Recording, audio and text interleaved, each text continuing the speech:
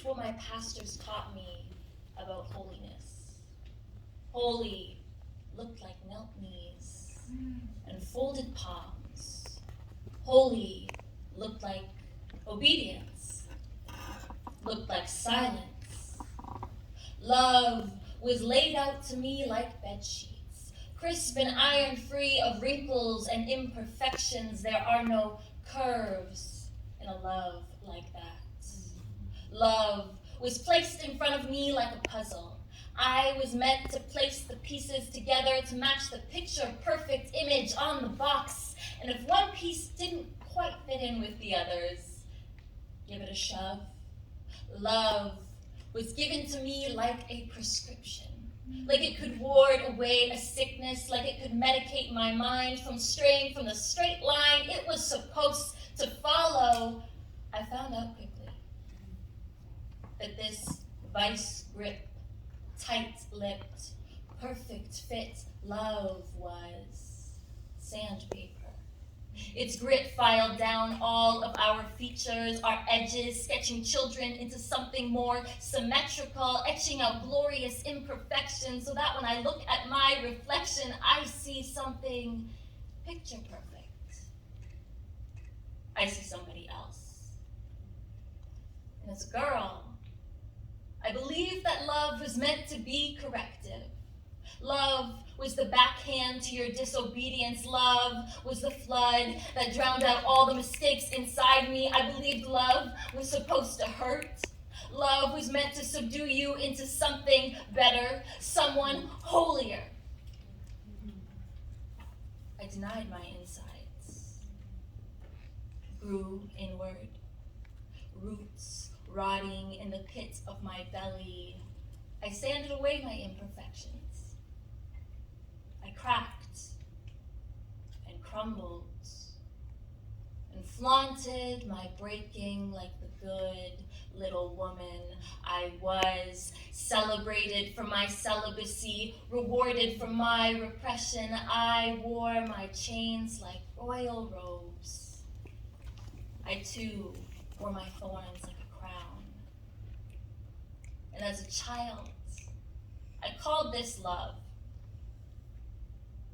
But I now know the devil's hand when I see it.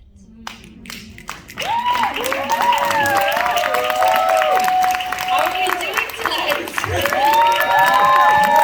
Thank you so much. I am so honored to be here today among the amazing poets that we've seen so far. Poetry gets me hyped. I don't know about you guys. I had to come in here dramatic a little bit.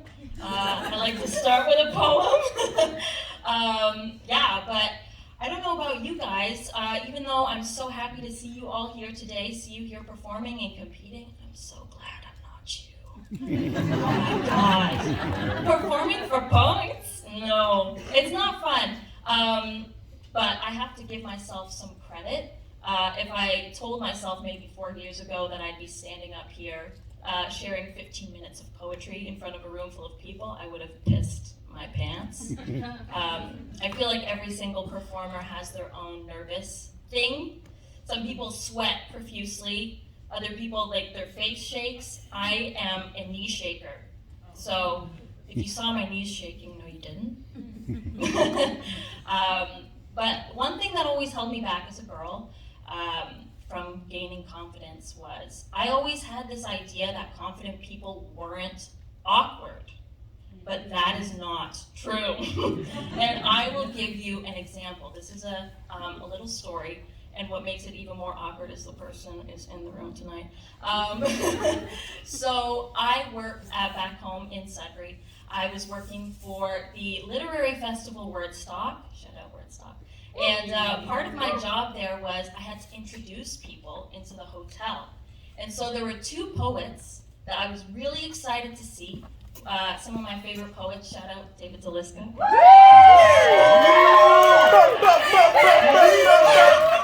Coach David. Yeah, shout out David. Shout out Jennifer Alicia. Yes, and so I was excited to see them. I was so, honored to be in their presence, the amazing poets that they are. And it was just one of those moments where you forget the English language. And I was trying to say something normal like, oh, I hope you have a nice day, or, enjoy the weekend. But instead, I raised my hands out really wide, and the longer that I couldn't remember what the words were, the lower I was squatting. And all I said was, happy stay? And then I walked away. So the point being, confidence there, I'm always going to be an awkward person. That's okay. The point is to be awkward, authentically awkward, with zero shame. So, yeah, it's been a journey in becoming more confident, and so this next piece that I'm going to share is a little bit of that journey. These days, when I speak, I feel solid. My throat full of something worth hearing. My chest overflowing with air, desperate for release. Here I am, both speaking and speechless. I am speaking to heal old wounds, speaking because silence leads to death. I am speechless in order to hear the parts of myself that need tenderness. Speechless in order to surrender. In my words, I have found a sacrifice that doesn't hurt.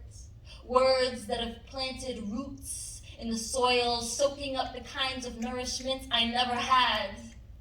The kind of love I've always dreamed of. I stopped searching for my features. Instead, I feature myself. My body breaks away like soot in the rain through the millions of reflections and refractions I disseminate into the earth. You will find me in the lake, on your brow in summer, in the rain, the sewage drain condensed on the side of your glass settled, in the morning dew on the leaves and grass. I am the blood in your veins. I breathe in currents. I open my mouth. I let the oceans out. Wow. Thank you.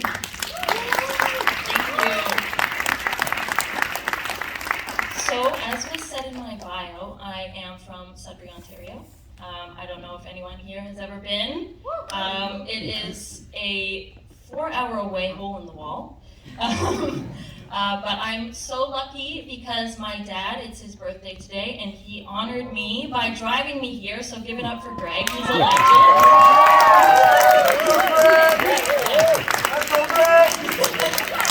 He has always been so supportive of my poetry. Before I came up here, he said, go slay. You go, girl. Yeah, so happy to have him here tonight. It's actually been kind of a tough month and a half for my family. So my grandma, a couple months ago, she was diagnosed with Alzheimer's. And she is no longer able to take care of herself. So this month, him and my aunt moved her into a home. So that was, a lot. And grandparents are underrated, right? Yeah. They bring so much to our lives, both good and sometimes bad. But I wrote a poem just to honor both of those good things and those bad things that grandparents give to us.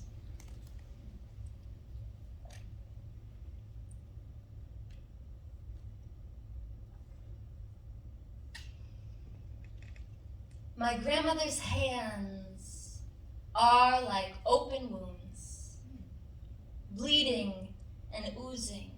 She cares for her children's children despite the ache, with palms wrinkled in the scars that trauma whittled into her. I often wonder how much of that pain was passed on to my mother and father. Sometimes love can be another form of hiding.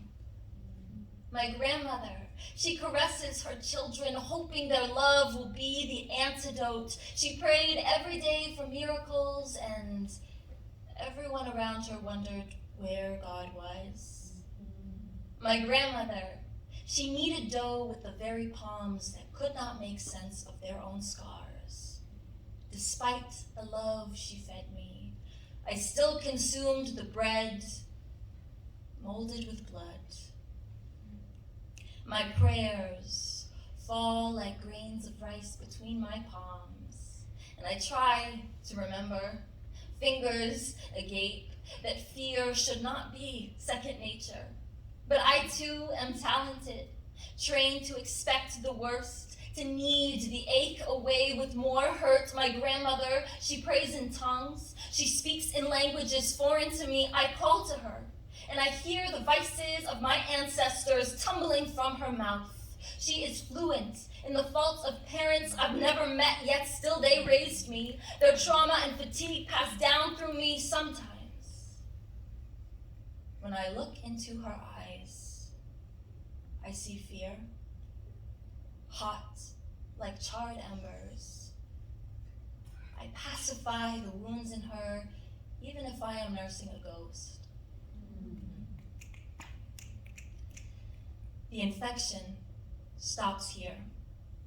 My wounded hands will be bandaged, and I will wear the scars on these palms as a reminder that I have not been swallowed by the night. I will not die. Instead, I will exhume the dead. I will not be buried. Instead, I will create a castle from the caskets of those before me, and maybe, like the broken twigs and debris of a bird's nest, the rubble of our broken homes can be made into something new. And maybe then, love can be produced, collecting stolen trinkets and shiny comforts like the magpies do.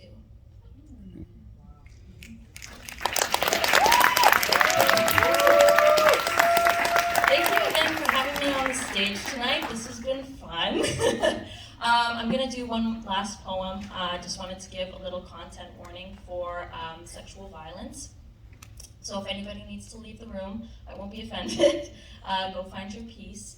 But yeah, thank you again for having me on the stage tonight. And I just wanted to know, are we ready for some more slam poetry? Are we ready for some more slam poetry? I didn't quite hear you. Okay. All right. A friend of mine tells me that I look uncomfortable in my skin. How do I tell him that my skin greets me like a stranger? My organs deflate while the sheets of my skin grow stale and rumpled. I look at myself in the mirror and wonder who's staring back. Sometimes it's easier to just be asleep. See, this body has never felt like a place I could plant roots in and stay. Every night I get to slip away, slide out like egg whites and dissipate for a while. When I try to pick myself up in the morning and stuff myself back inside, quiet parts of me riot.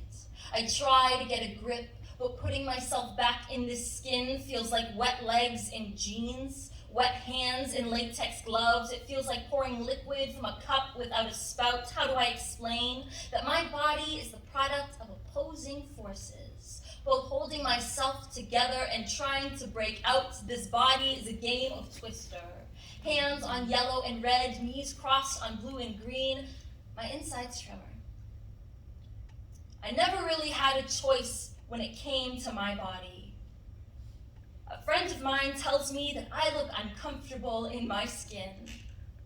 How do I say that this skin isn't mine to be comfortable in? That you can only fold a piece of paper 7 times, but this body has been folded inward more times than I can remember. I am not the owner of my own bones, bystander in my belly, lost in the valleys of my guts. How could I not feel disgust when I try to be the narrator of my life, yet all I see is a spectator? I tell my friends, discomfort is my birthright. See, I found out early that uterus was synonymous with subservience. This body is only important when someone else is inside of it. Whether man or fetus, I am a vessel for someone else's pleasure or someone else's future. My own womb is unfamiliar. Press my hands in the sand and the lines of my palms will spell out sacrifice. You lay my bones to rest in the bed of your garden so I can fertilize a future for you. But I will not lay down and die. I am no seed. I am pesticide.